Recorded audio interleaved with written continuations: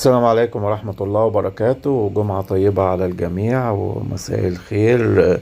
طبعا زي ما احنا شايفين صور الأقمار الصناعية توضح السحب المنخفضة على مناطق كثيرة من شمال الجمهورية وحتى القاهرة ومناطق من شمال الصعيد. اللون اللي هو البني الفاتح ده أو الرمادي الفاتح أوي ده ده عبارة عن سحب منخفضة. اللون الأزرق على البحر المتوسط ده سحب ركامية رعدية على مناطق من البحر المتوسط. فرص حدوثها أنها تأتي على مصر مطروح بتبقى واردة، ولكن مش مؤكدة أوي، يعني فرصتها مش عالية للحدوث يعني.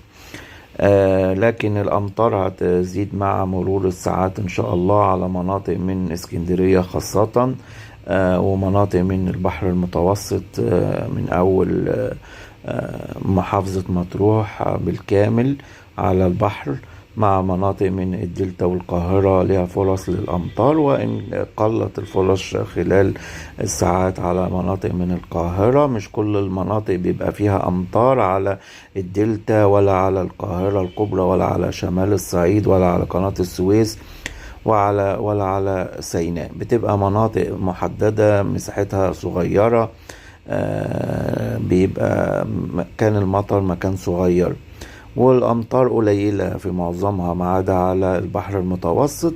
من أول راس البر كده الفرص أعلى لحد السلوم، ومناطق من ساحل سيناء من أول العريش كده حتى رفح وبلاد الشام.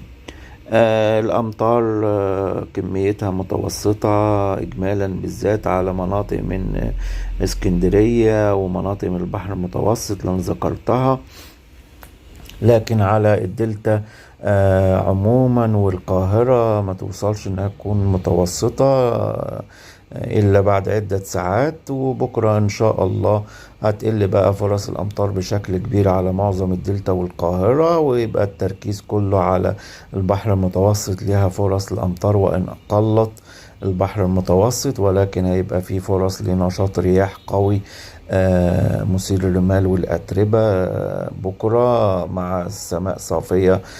كمية السحب قليلة بشكل كبير على معظم المناطق الشمالية، لكن المناطق الجنوبية دي سحب عالية ملهاش أي تأثير في الحالة الجوية على البحر الأحمر أو على مناطق الصعيد الجزء الجنوبي، السوهاج والأقصر وقنا ونجع حمادي وأسوان.